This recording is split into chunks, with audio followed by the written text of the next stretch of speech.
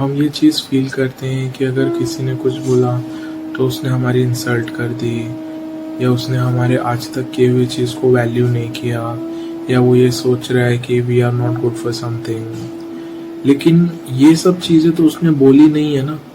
उसने बोला है 1 2 3, और जब हमने उसको अपने मन में लिया, चित्त में लिया, जब हमने उस पर सोचना शुरू कर दिया तो हमने उसको क्या बना दिया, 102, 103, 104।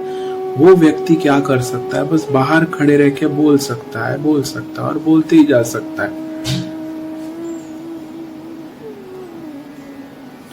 जब वो व्यक्ति बोल रहा है तो हमको पहले ये समझना पड़ेगा कि उस व्यक्ति के बोले हुए चीजों में से कितनी चीजें हमने हमारे अंदर लेनी है, उसके अंदर कितनी लेने लायक हैं, कितनी लेने लायक नहीं है। और दूसरी बात ऐसी कि जो चीजें हमने उसने बोली उनको कब तक अपने मन में पकड़ के रखना है, कब तक रखना है, फिर कुछ टाइम के बाद उसको छोड़ देना है, या उस बात को हमने लास्ट तक अपने मन में पकड़ के ही रखना है क्या। लेकिन जब हम इस प्रकार के नेगेटिव इमोशंस को, स्ट्रेस को अपने अंदर पकड़ के रखते हैं तो हमारे अंदर एक नेगेटिविटी क्रिएट हो जाती है, एक एंगर क्रिएट हो जाता है, एक इम्बैलेंस क्रिएट हो जाता है।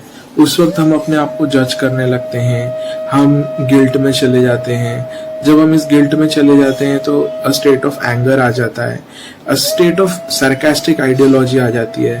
फिर धीरे धीरे हम क्या करते हैं, करना बहुत कुछ चाहते हैं पर एक भी चीज कर नहीं पाते। उसका सबसे बड़ा रीजन क्या है, बाहर से जो लोगों ने हमको कंपेयर किया है, उस कंपैरिजन के बारे में सोच के हमने उस चीज को अपने मन में ले लिया।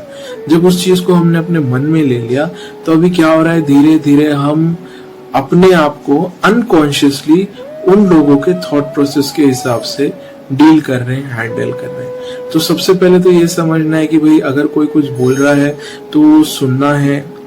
अगर सुनना है तो उसमें से क्या क्या अपने अंदर लेना है, अगर अंदर लेना है तो कितना लेना है और कब तक लेना है। कब तक हम किसी ने बोली हुई बात को अपने चित्त में लेके बैठे रहेंगे।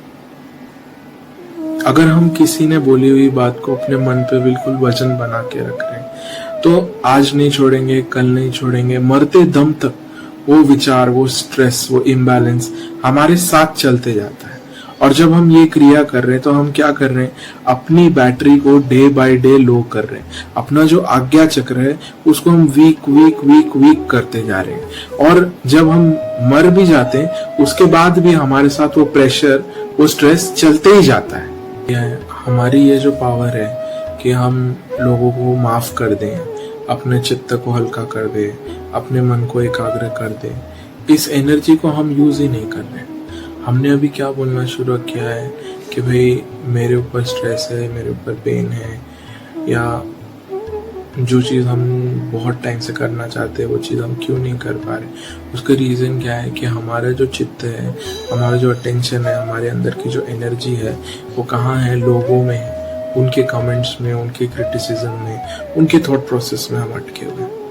हम हमारे अंदर की पावर को यूज़ ही नहीं कर रहे। तो हम एक छोटा सा एक्सरसाइज करेंगे कि हम हमारे दोनों हाथ अपने गोद में रखेंगे और अपने लेफ्ट हैंड पे जो जो हमारे लाइफ में के नेगेटिव इमोशंस थे, जिस व्यक्ति ने हमको जो जो नेगेटिव बोला था वो सब इमेजिन करके अपने लेफ्ट हैंड पे रखेंगे और अपने राइट हैंड को उसके ऊपर रख के सिर्फ प्रार्थना करेंगे कि श्री माता जी, मैं इन सभी को क्षमा करता हूँ और मैं इन सभी का सम्मान करता हूँ। Oh holy mother, in your divine grace I forgive all this people and I respect all this people. यहाँ पे हम एक छोटी सी प्रार्थना भी लेंगे। या देवी सर्वभूतेषु शांति रूपेण संस्थिता, नमस्तस्यै नमस्तस्यै नमस्तस्यै नमः। बहुत बार हम ये नहीं समझ पाते कि हमारे बॉडी में कई क्रॉनिक पेन रहता है। कभी कभी सडनली हमको क्रैम्प आ जाते हैं, बॉडी में पेन रहता है, कंटिन्यू स्वेलिंग आती रहती है, हेडेक होते रहता है, एंड बहुत सारी चीज़ें जो हम चाहते हैं कि हमारी लाइफ में वर्कआउट हो जाए हो ही नहीं पाती। हम अपने आप को कंपेयर करते हैं, oh my God I am so talented, मेरे पास ये सर्टिफिकेट है, इस चीज़ का नॉलेज है, सब कुछ है, पर वो चीज़ वर्कआउट क्यों नहीं हो रही है। वो चीज़ वर्कआउट इसलिए नहीं हो रही क्योंकि हमारे अंदर की जो शक्ति है वो एकाग्रता में नहीं है। हमारा जो चित्त है वो लोगों के अंदर है। हम अपने आप को लोगों से कंपेयर कर रहे हैं, which is not possible and which is not right also. तो हमको ये चीज समझनी अत्यावश्यक है कि हमने हमारे चित्त में उस सारे एपिसोड्स को, सारे इंसिडेंसेस को लेना है और उसको क्लेंस कर देना है, उसको कंप्लीट कर देना है।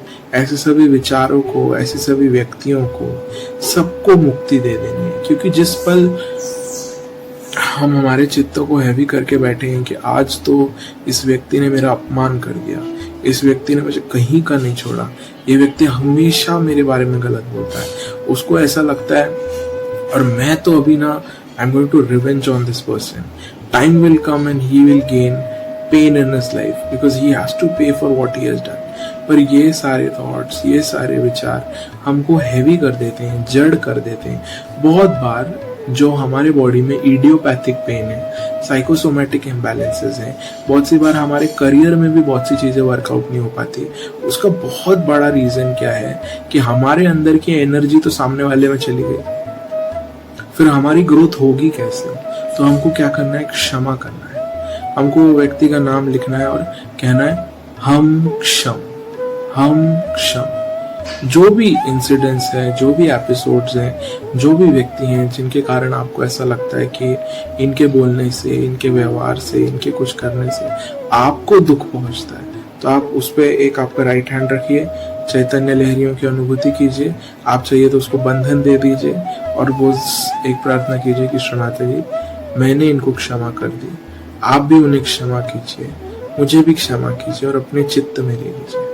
हमको ये चीज समझनी बहुत आवश्यक है कि हमारे अंदर एक शक्ति है, हम शुद्ध आत्मा है और हमारे अंदर बहुत बड़ी शक्ति है। वो शक्ति क्या है कि हम किसी का डोरमैट नहीं बने, हम किसी के सामने प्यार की, रिस्पेक्ट की भीख नहीं मांगे, हम किसी के सामने